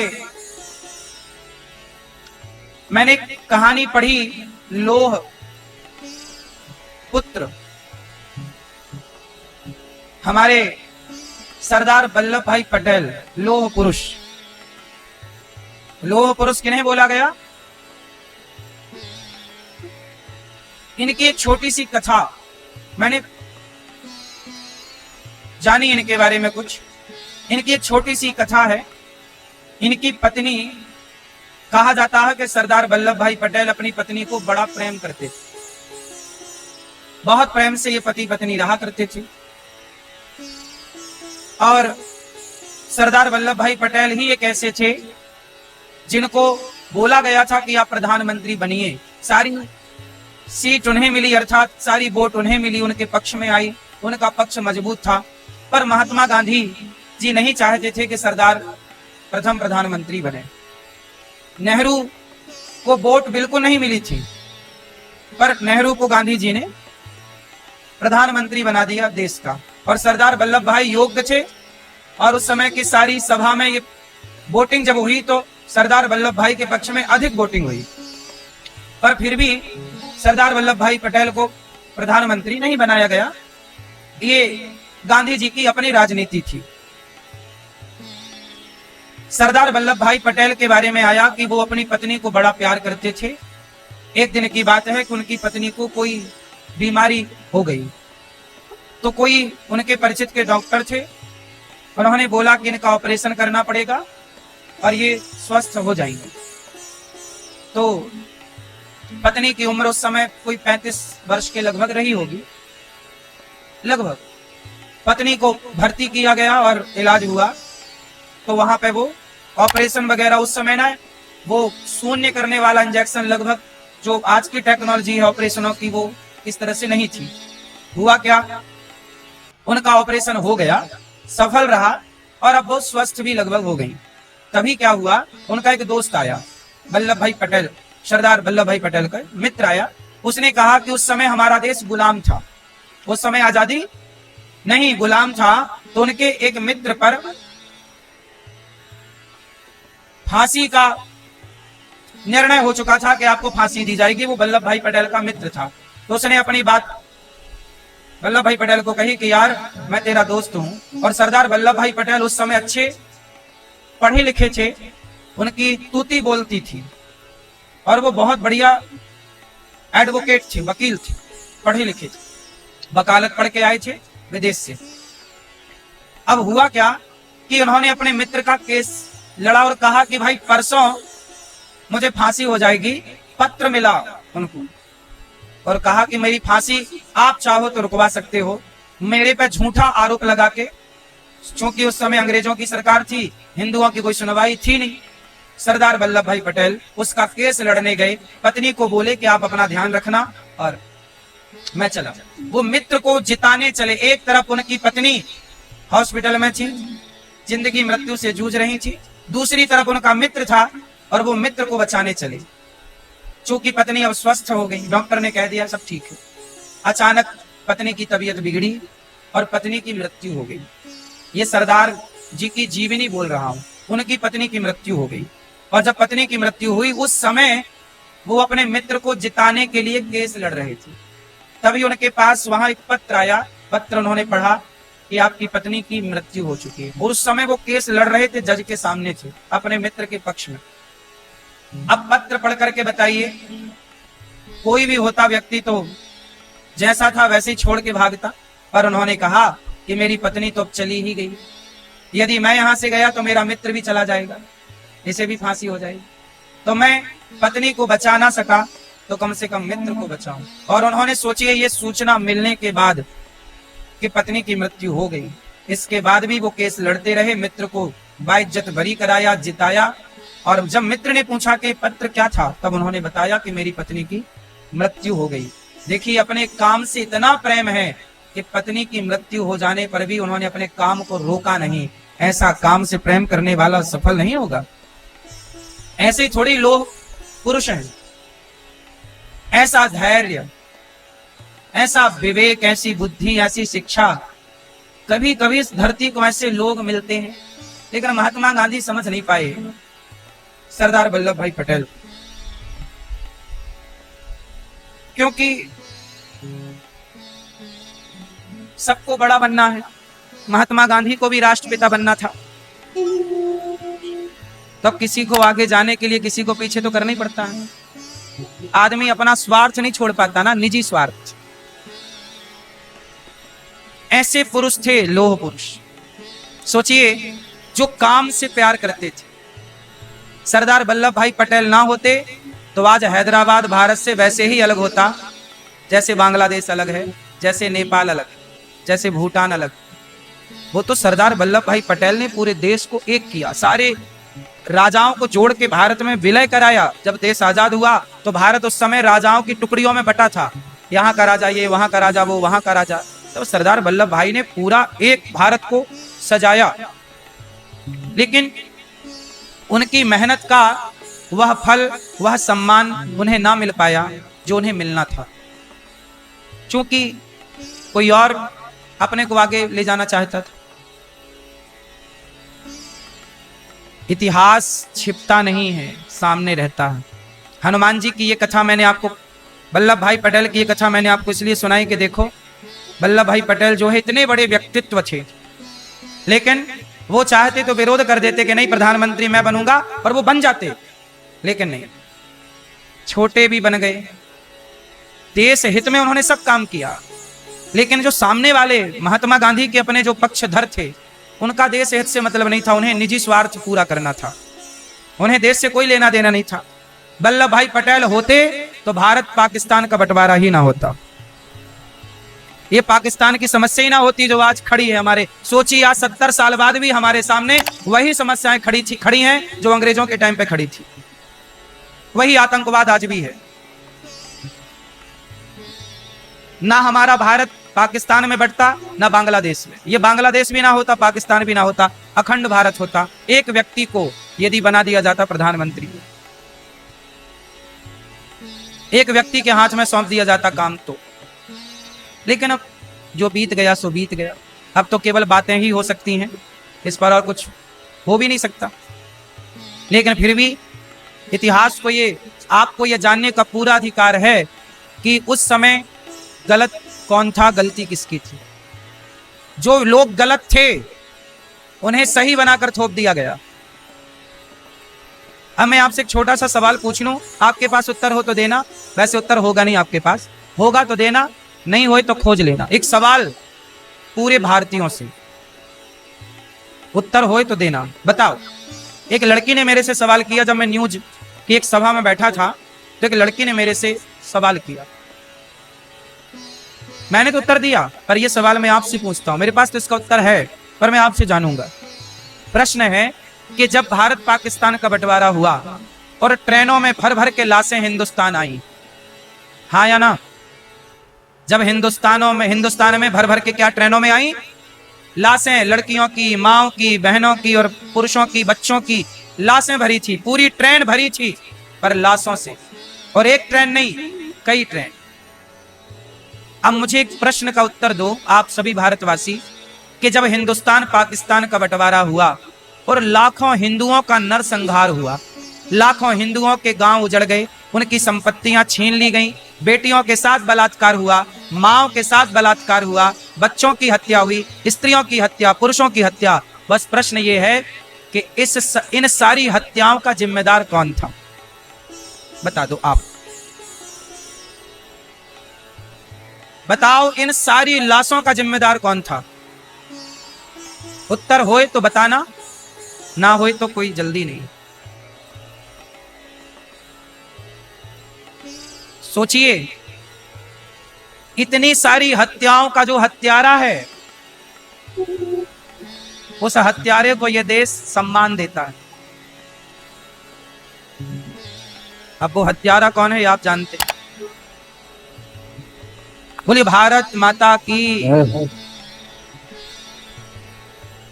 लेकिन ये प्रश्न है साहब, ये प्रश्न का उत्तर पूछ लीजिएगा लोगों से। सोचिए क्या गुजरी होगी उन पर जिनको रातों रात भागना पड़ा अपना घर छोड़कर, और भागने के बाद भी वो सुरक्षित पहुंचे नहीं। बेटा कहीं चला गया, पत्नी कहीं चली गई, पता नहीं। कहते हैं उस जमाने में ना फोन भी नहीं था, जो बिछड़ गया तो फिर कभी मिलता नहीं था। इतने बड़े देश में पता नहीं बच्चा कहाँ चला गया, बाप कहाँ चला गया, माँ कहाँ चली गई। उस मंजर को हम लोग यहाँ बैठे डिस्कस कर रहे हैं। जिसने उस मंजर को झेला होगा, देखा होगा, उसकी पीड़ा शब्दों से कही ना जाएगी। वो दर्द तो देखो, ये लम्हे बीत गए, पर वो पीड़ा तो पीड़ा है ना। जिनके साथ हुआ उन्होंने अपना बयान दिया। कोई ट्रेन के पहियों के बीच में घुस के बचकर इक्का दुक्का एक दो लोग बच गए, तो उन्होंने बताया कि क्या हुआ था। क्यों जी, सही है। लेकिन आज तक कोई ये सवाल नहीं पूछा जो सवाल मैंने पूछा कि जिम्मेदार कौन था। आज तक किसी ने नहीं पूछा, किसी पत्रकार ने नहीं पूछा। क्या ये सवाल नहीं पूछना चाहिए था पत्रकारों को कि भाई इस हत्या का जिम्मेदार कौन?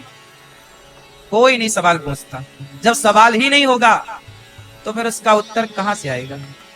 क्योंकि सबको अपनी अपनी राजनीति करनी है, सबको अपने से मतलब है। इस राष्ट्र से, इस देश से किसे मतलब?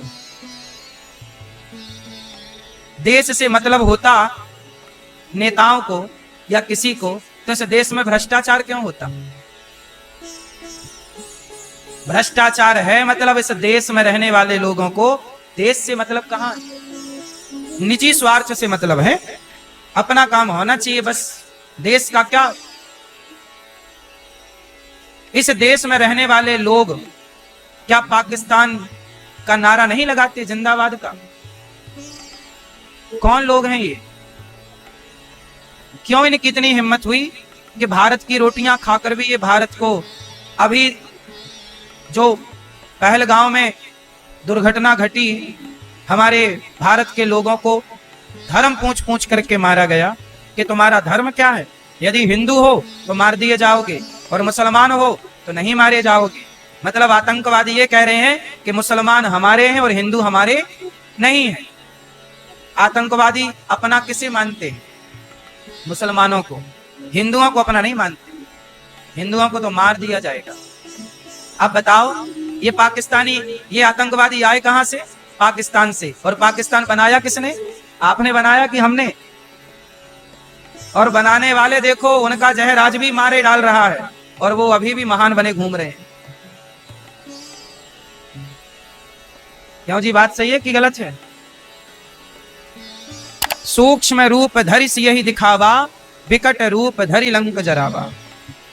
भीम रूप धरि असुर संहारे। विराट भीम मतलब और विराट स्वरूप धर के हनुमान जी ने राक्षसों को मार गिराया, रामचंद्र के काज सवारे। कैसे भी करके हनुमान जी छोटे बन गए, बड़े बन गए, पर राम का काज किया। समझदार व्यक्ति वो है कि बड़ा बने या छोटा बने, जैसे बनो भैया बनो, पर अपना काम करके दिखाओ। सफलता वही, काम करो। लाय सजीवन लखन जी आए, संजीवनी बूटी लेने चले गए। हनुमान जी कभी ये नहीं कहते कि मैं ये काम नहीं करूंगा। लंका गए, सिया मां को ढूंढ कर ले आए। फिर क्या हुआ? लक्ष्मण जी को शक्ति लगी तो लक्ष्मण जी बिल्कुल मृत्यु की सैया पर पड़े हैं। सुखैन वैद्य को ले आए, कहा कि कैसे बचेंगे? बोले संजीवनी बूटी सूर्योदय होने के पहले दी जाएगी तो ये बचेंगे। हनुमान जी ने तुरंत दौड़ लगा दी, बिना देर किए हनुमान जी लाए संजीवन लखन जी आए। धन्य है हनुमान जी। आज के युवाओं को केवल हनुमान चालीसा का पाठ नहीं करना चाहिए, हनुमान चालीसा से बहुत कुछ सीखना चाहिए कि हनुमान जी सब कुछ करते हैं। हनुमान जी कभी कहते हैं कि मैं ये नहीं करूंगा? सब कुछ करते हैं और तरीके से करते हैं। सारे काम करने चाहिए दोस्तों, अच्छे से करने चाहिए। लक्ष्मण जी को बूटी मिल गई, दवाई मिल गई और लक्ष्मण जी जी गए।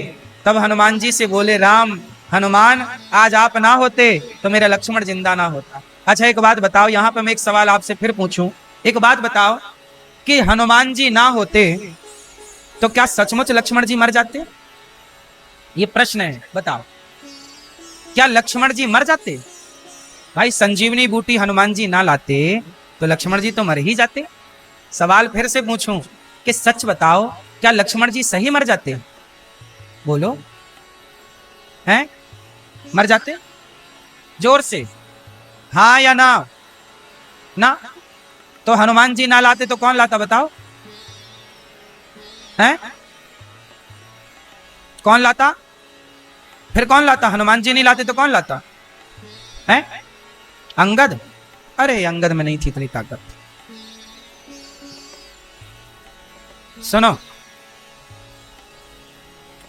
राम जी जिस पर अपना ये हाथ रख देते ना वो हनुमान हो जाता। हनुमान जी एक चींटी से कह देते, चींटी कि चींटी जाओ लक्ष्मण के लिए संजीवनी बूटी लाओ, और राम उस चींटी को अपनी ताकत दे दें तो राम का काज। हनुमान जी यही तो समझाना चाहते हैं हम सबको कि राम का काज हनुमान जी तो करते हैं।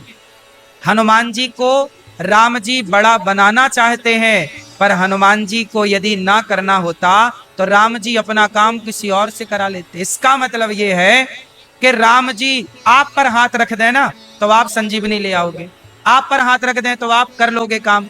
तो राम की कृपा से ही हनुमान, जिन जिन पर राम की कृपा होए वो सब हनुमान हो जाएं, इसमें कोई आश्चर्य नहीं है। इसका मतलब ये है कि यहां पर महिमा राम की, महिमा किसकी है? राम की ये महिमा है कि राम हमसे ये काम करा रहे हैं तो हम ये काम कर रहे हैं। राम हमसे ना कराते तो हम कैसे करते?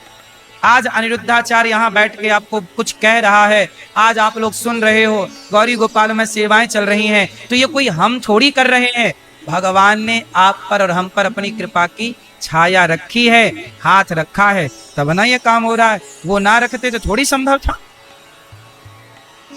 तो आप और हम सब पर राम जी की, भगवान की बड़ी कृपा है।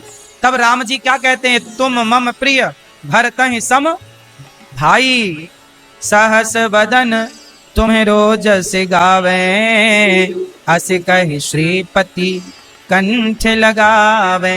अब सुनो यहां क्या आया, पूरी चौपाई बोलो।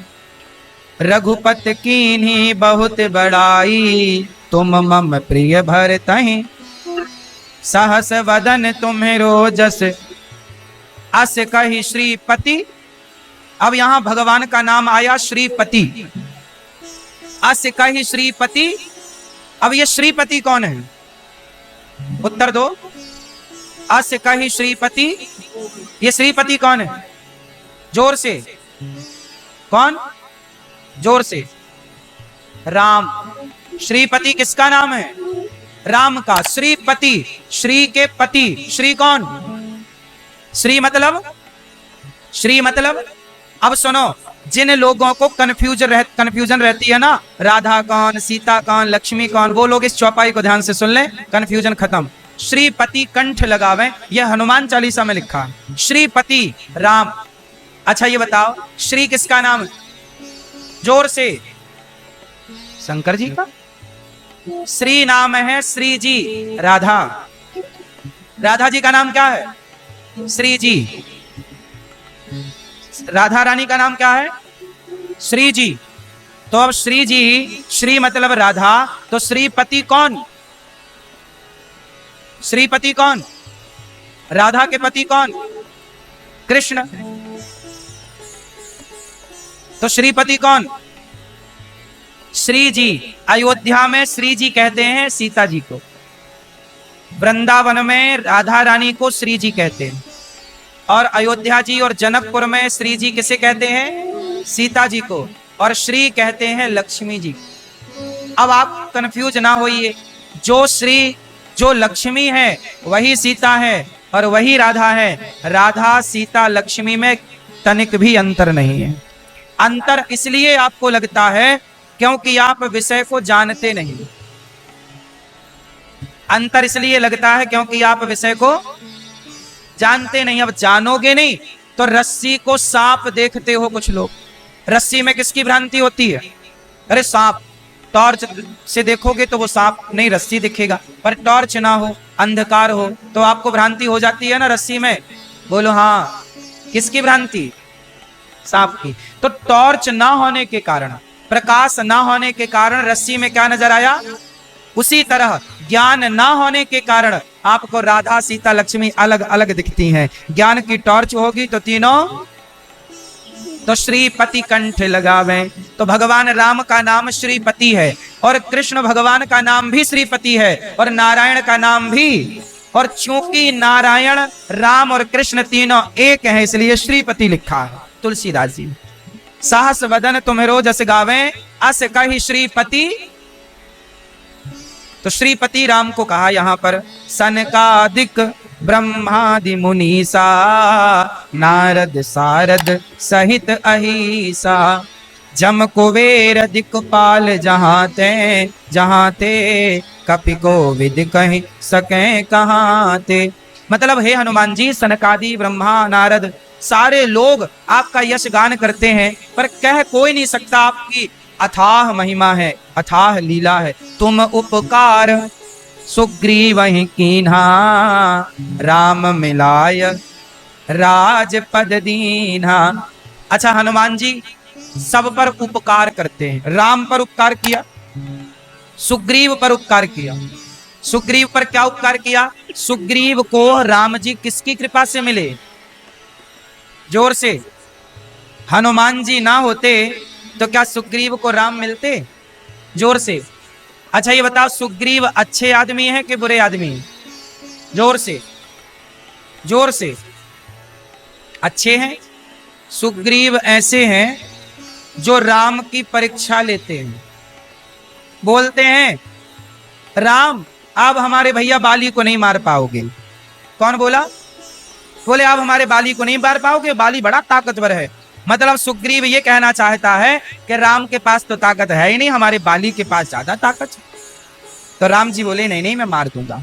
तो बोले अच्छा एक काम करो, पहले ये ताड़ के 7 पेड़ लगे हैं, एक बाण से इनको मारो, एक बाण से इनको काटो, तब हम जानेंगे कि तुम हमारे भैया को मार सकते हो। मतलब सुग्रीव क्या कर रहे हैं? राम की, बोलो, लक्ष्मण जी का तो मन करता है कि मैं इसे अभी निपटा दूं सुग्रीव को। मेरे राम की परीक्षा ले रहा। लक्ष्मण जी बहुत आग बबूला, सुग्रीव राम की परीक्षा ले रहा, तेरे को राम पर भरोसा नहीं है? लक्ष्मण जी ने कहा इसको मारेंगे। वो तो हनुमान जी की कृपा थी। सुग्रीव बहुत अच्छे आदमी नहीं, इन्हें राम पर संदेह, इन्हें राम पर श्रद्धा। अच्छा एक बात बताओ, जब सुग्रीव इतने अच्छे नहीं है तो फिर हनुमान जी सुग्रीव का पक्ष क्यों ले रहे हैं? सुग्रीव को केवल हनुमान जी के कारण राम मिले, वरना सुग्रीव की अपनी कोई योग्यता नहीं थी। अच्छा सुग्रीव के साथ हनुमान जी क्यों रहते थे? इसकी भी एक कथा है। हनुमान जी किसके साथ रहा करते थे? राम के साथ रहने से पहले हनुमान जी किसके साथ रहा करते थे? किसके साथ? सुग्रीव। क्यों? सवाल खड़ा हुआ कि हनुमान जी सुग्रीव के साथ क्यों रहते थे। तो सुनो, ये चर्चा बड़ी महत्वपूर्ण है और ये आपको जानना चाहिए, ये सारे विषय आपको जानना चाहिए। ये बात उन दिनों की है जब हनुमान जी पढ़ते थे। हनुमान जी कहाँ पढ़ते थे? हनुमान जी के गुरु कौन? सूर्य भगवान। हनुमान जी कहाँ पढ़ते हैं? सूर्य नारायण भगवान पढ़ाते हैं। जब इनकी शिक्षा पूरी हो गई तो हनुमान जी ने कहा गुरु जी कुछ गुरु दक्षिणा ले लो, क्या चाहिए? तब सूर्य भगवान ने कहा कि हनुमान मैं आपसे गुरु दक्षिणा में केवल ये चाहता हूं कि मेरा बेटा सुग्रीव रहता है नीचे पृथ्वी पर, तुम ऐसा करना हनुमान कि मेरे पुत्र सुग्रीव, सुग्रीव किसके पुत्र हैं? सूर्यदेव के। सुग्रीव जो मेरा बेटा है, तुम मेरे पुत्र की रक्षा करना। हे हनुमान तुमसे मैं यही गुरु दक्षिणा चाहता हूं कि तुम सदा मेरे पुत्र की रक्षा करना, और मेरे पुत्र में कोई बहुत काबिलियत नहीं है, पर एक बात है कि तुम्हें राम मिलेंगे हनुमान, तो ऐसा करना कि तुम मेरे बेटे को भी राम से मिलवा देना, उसका भी कल्याण हो जाएगा। एक बाप होता ही है जो अपने बेटे की चिंता करता है, भले नालायक बेटा हो पर है तो वही बेटा। तो हनुमान जी इसलिए गुरु की आज्ञा के कारण सुग्रीव के साथ रहा करते थे, और सुग्रीव को राम से मिलाना था, इसलिए सुग्रीव को विश्वास नहीं था, पर राम से हनुमान जी ने कहा प्रभु मेरे गुरु का ऋण है, आप इसे छोड़कर मत जाइए। सोचिए गुरु जब कृपा करते हैं तब भगवान कृपा जरूर करते हैं। इसलिए जय जय जय हनुमान गोसाई, कृपा करहु गुरुदेव की। हनुमान जी कैसी कृपा करें? गुरु जी की तरह कृपा। आप हमारे गुरु हैं, तुमरो मंत्र विभीषण माना, लंकेश्वर भय सब जग जाना। हनुमान जी की बात विभीषण ने मानी, राम की शरण में आए, लंकापति हो गए। ऐसा है हनुमान जी सबको राजा बना रहे हैं और खुद राम की शरण में रहते हैं। जुग सहस्त्र जो जन पर भानु, लील्यो ताहि मधुर फल जानो। कल हमने आपको सुनाया कि हनुमान जी कौन है और किस तरह सूर्य भगवान को ये अपने मुख में रखते हैं। प्रभु मुद्रिका मेली मुख माही, जलधि लांघ गए अचिरज नाही। हनुमान जी राम जी की अंगूठी कहाँ रखते हैं? मुख में। अच्छा, क्या अंगूठी मुख में रखना सही है? क्यों? हनुमान जी ने अंगूठी कहाँ रखी राम जी वाली? मुख में। क्या मुख में अंगूठी रखना सही है? हनुमान जी बोले अंगूठी तो मुख में नहीं रखना चाहिए, पर अंगूठी में जो लिखा था, क्या लिखा था? राम, वो राम तो मुख में ही रखना चाहिए। तो मुख में क्या रखो? बोलो। प्रभु मुद्रिका मेली मुख माही, जलधि लांघ गए अचिरज नाही। दुर्गम काज जगत के जेते, सुगम अनुग्रह तुम्हरे तेते। राम दुआरे तुम रखवारे, होत न आज्ञा बिनु पैसारी। सब सुख लहे तुम्हारी सरना, तुम रक्षक काहू को। सारे सुख किसकी शरण में? सब सुख लहे तुम्हारी सरना। सारे सुख हनुमान जी के पास हैं और वो हनुमान जी राम के पास हैं। तो आपको हनुमान जी की शरण में जाना चाहिए। तो तुम रक्षक काहू को, जब हनुमान जी रक्षक हो तो फिर डर किस बात का? आपको डर लगता है मैया? आपको डर लगता है? आपको डर लगता है? देखो आजकल ना लोग प्रचार करते हैं डर के आगे जीत है, एक पदार्थ का प्रचार करते हैं। देखो जरा, हनुमान जी आपको समझा रहे हैं कि अच्छे काम करते रहो और कभी डरो मत। जो अच्छा काम करेगा सदा प्रभु उसके साथ हैं। तुम रक्षक काहू को डरना। आपन तेज सम्हारो आपे, तीनों लोक हाँकते कापे। हनुमान जी इतने अच्छे हैं कि यदि कोई गलत काम करे और वह तीनों लोकों में कहीं भी हो तो थर थर उसे कांपना पड़ता है। भूत पिशाच निकट नहीं आवे, महावीर जब नाम सुनावे। भूत पिशाच, ये मैया भूत क्या होता है? हैं? भूत किसे कहते हैं? आपने भूत देखे? मैया आपने भूत देखे? चुड़ैल देखी होगी आपने? नहीं? मैया आपने देखी चुड़ैल भूत? नहीं है? टीवी में देखा चुड़ैल। जो अपनी सास की सेवा नहीं करती, जो अपने पति की सेवा नहीं करती, ऐसी स्त्रियां क्या बनेंगी? चुड़ैल। और जो सास बहू को सांस नहीं लेने दे रही है, काम कराए जा रही है जबरदस्ती, वो भी क्या बनेगी? ऐसा बहुएं कह रही हैं, हम नहीं। हाँ, इसलिए सासू मैया अच्छी वाली सास बनो, डेंजर सास मत बनना। ये भूत क्या है? देखो भूत का मतलब है नकारात्मकता। मैंने कई बार समझाया कि भूत नाम का कोई व्यक्ति नहीं होता। अब भूत कैसे कहते हैं? जैसे भूतपूर्व सरपंच, नाम के आगे क्या जुड़ गया? भूत। जो अच्छा ये बताओ, भूतकाल किसे कहते हैं? जो बीत गया उसे क्या बोलते हैं? पास्ट कहते हैं। भूतकाल मतलब बीत गया। अच्छा ये बताओ, जो बीते हुए काल की बातें करे और बीते हुए काल का चिंतन करे और बीते हुए पल के बारे में सोचता रहे तो उसी के मस्तिष्क में भूतकाल चढ़ जाता है। मतलब पुरानी बातें इस तरह से घर कर गई कि वो भूतकाल की बातें भुला नहीं पा रहा है, तो हमारे और आपके व्यवहार से उसका व्यवहार हो जाता है अलग, क्योंकि उसने ज्यादा सोच लिया बीती हुई बातों को, तो हमारे और आपके व्यवहार से उसका व्यवहार बिहेव हो गया अलग। तो क्या कहते हैं? इसे भूत लग गए। भूत लग गए का मतलब है उसने अपने ऊपर हुई कुछ घटनाओं को, जैसे आपके साथ किसी ने अत्याचार किया, हर व्यक्ति सुख दुख से गुजरता है, तो कई लोग क्या होता है बीता हुआ पल ना भूल नहीं पाते। जैसे एक माँ है और उसका बेटा भगवान के घर चला गया, तो वो अपने बेटे की याद में बिल्कुल डिप्रेशन में चली गई। अब जहां देख बेटा, मेरा बेटा आ गया, मेरे बेटा, तो लोग क्या कहेंगे? इसे भूत लग गए। जबकि भूत कुछ नहीं लगा, वो भूत काल में चली गई। किस काल में चली गई? भूत काल के चिंतन में। इसलिए कहता हूं, ना भूत काल की सोचो ना भविष्य काल की सोचो, केवल वर्तमान को बेहतर बनाओ और वर्तमान में जियो। जो वर्तमान को बेहतर बनाते हैं और वर्तमान को ठीक से जीते हैं, उन्हीं का जीवन जीवन है। ना भूत काल आपके हाथ में है अब और ना भविष्य काल आपके हाथ में है अब, आपके हाथ में सिर्फ वर्तमान है। इसलिए समझदार ना भविष्य के बारे में सोचता है।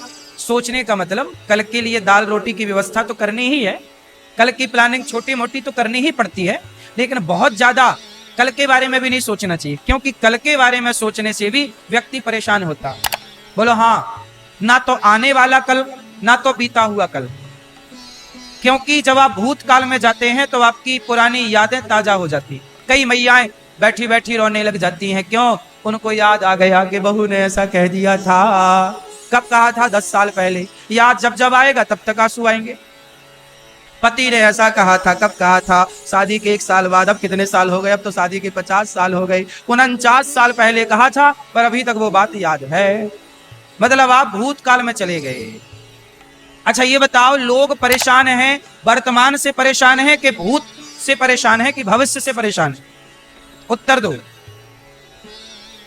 वर्तमान में परेशानियां नहीं है, परेशानियां हैं भूत में या कि ना कि। अब देखो, यदि आप भूतकाल को डिलीट मार दो मस्तिष्क से और भविष्य काल की ज्यादा चिंताएं ना करो, तो वर्तमान आपका बेहतर है या नहीं? वर्तमान में देखो, आप कथा सुन रही हो, मस्त हो, क्या दिक्कत है? ठीक, वर्तमान बढ़िया है तो भविष्य भी अच्छा होगा। और भूत की बात नहीं करो।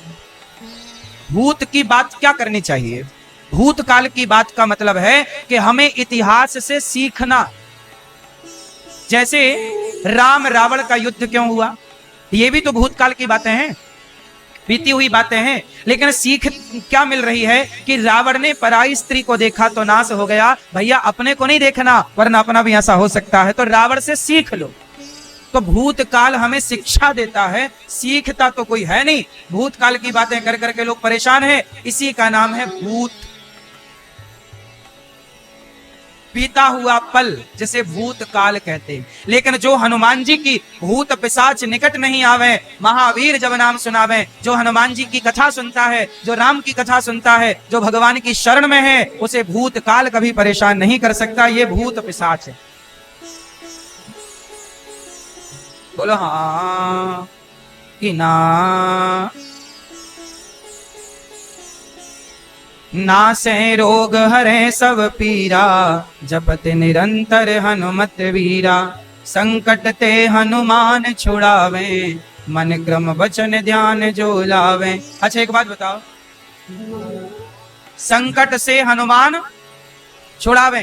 अब आपको क्या लगा कि कोई भी संकट आएगा हनुमान जी को पुकार लेंगे, संकट से छूट जाएंगे? नहीं, आगे की चौपाई पढ़ो, क्या लिखा? संकट ते हनुमान छुड़ावे, मन क्रम वचन ध्यान जो। क्या मतलब हुआ? जो मन से, वचन से, कर्म से हनुमान जी जैसा कार्य करता होगा उसके संकट स्वयं हनुमान जी दूर करेंगे। अब तुमने कभी हनुमान जी के रास्ते पर चले नहीं। हनुमान जी किस रास्ते पर चल रहे हैं? भक्ति के रास्ते पर, सेवा के रास्ते पर। क्या आप सेवा के रास्ते पर हो?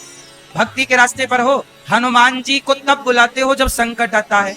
अरे हनुमान जी कहते हैं कि जैसा मैंने किया है, हनुमान जी जिस रास्ते पर चलते हैं, सदा राम का चिंतन करते हैं।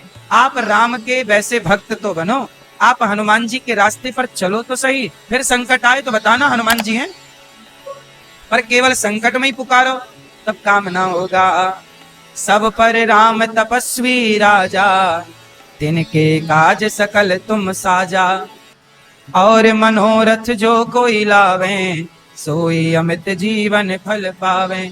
चारों युग पर ताप तुम्हारा, है पर सिद्ध जगत उजियारा। चारों युग पर हनुमान जी का प्रभाव है। साधु संत के तुम रखवारे, असुर निकंदन राम दुलारे। हनुमान जी किसके रखवाले हैं? साधु संत के तुम रखवारे। साधु संतों की रक्षा करना हनुमान जी का काम है, इसलिए साधु संतों के रक्षक तो भगवान है।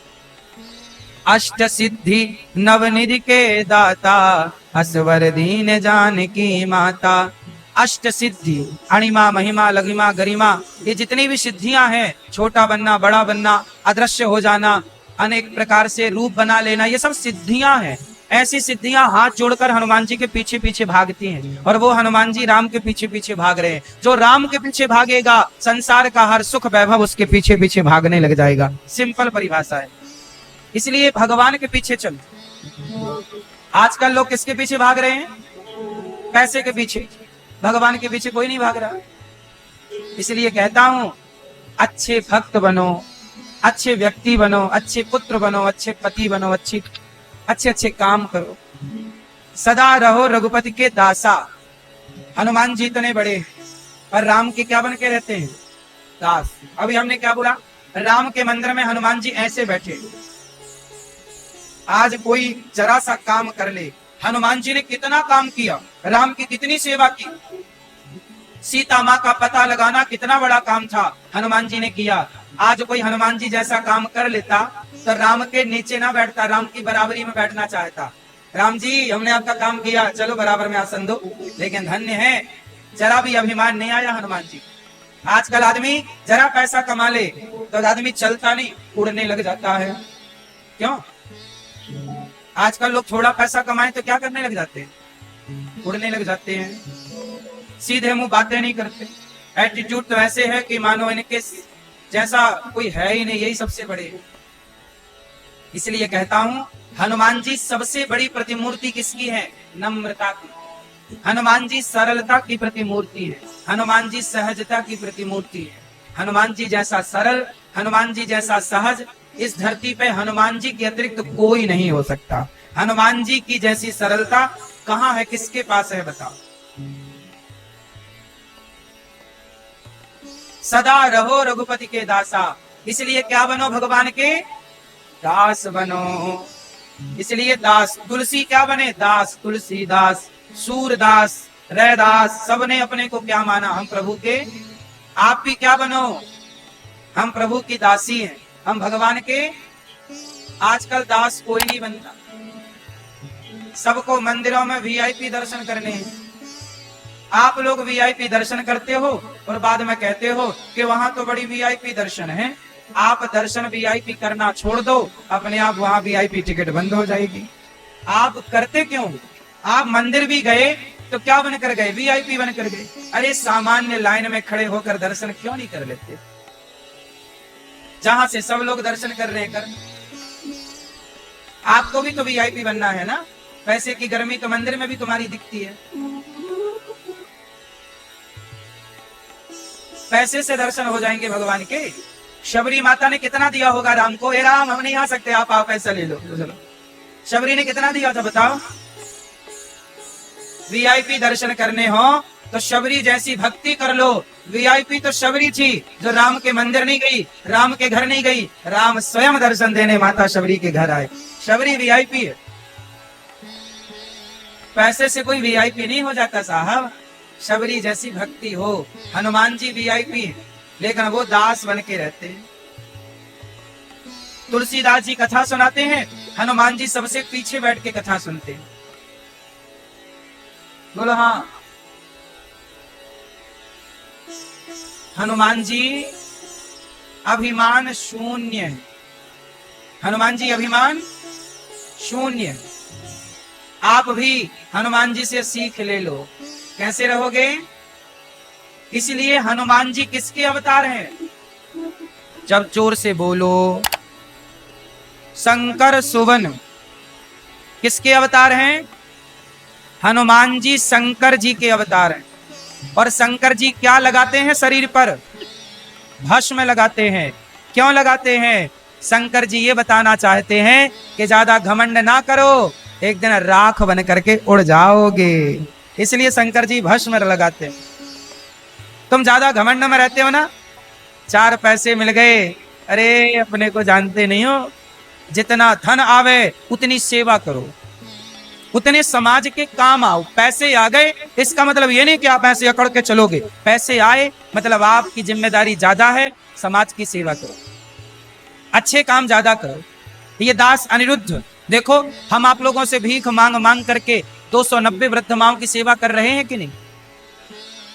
पैसे का सदुपयोग क्या होता है आप गौरी गोपाल आकर के देख लीजिए।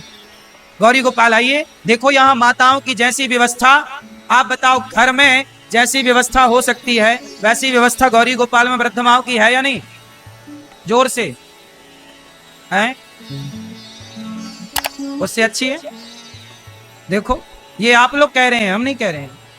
घर की व्यवस्थाओं से भी अच्छी व्यवस्थाएं यहाँ हैं, ऐसा आप लोग कह रहे हैं। हम तो ये कह रहे हैं कि हमारी कोशिश है कि माओं की अच्छी से अच्छी व्यवस्था हम करें बस। तो ये पैसे का क्या है? सदुपयोग है। आप पैसा पा जाओ तो घमंड में चलते हो, और हम पैसा पाए तो क्या करने लग गए? सेवा करने लग गए। पैसा पाए तो हम देखो सरलता सहजता से, हम कभी घमंड नहीं करते। किस बात का करें? हम किस बात का घमंड करें? क्योंकि घमंड वो करे जो ये मान ले कि ये मेरा है। मैं कभी नहीं सोचता कि कुछ भी मेरा है। ये शरीर भी हमारा नहीं है साहब। एक दिन अनिरुद्धाचार्य को ये शरीर भी आप लोगों को सौंप करके मैं चला जाऊंगा, फिर आप लोग ले जाओगे, जला दोगे। तो मैं तो अपना शरीर भी लेकर नहीं जाऊंगा। तो जब शरीर भी अपना नहीं है, इस शरीर पर भी मेरा कोई अधिकार नहीं है, तो बताओ मैं घमंड किस बात का करूं?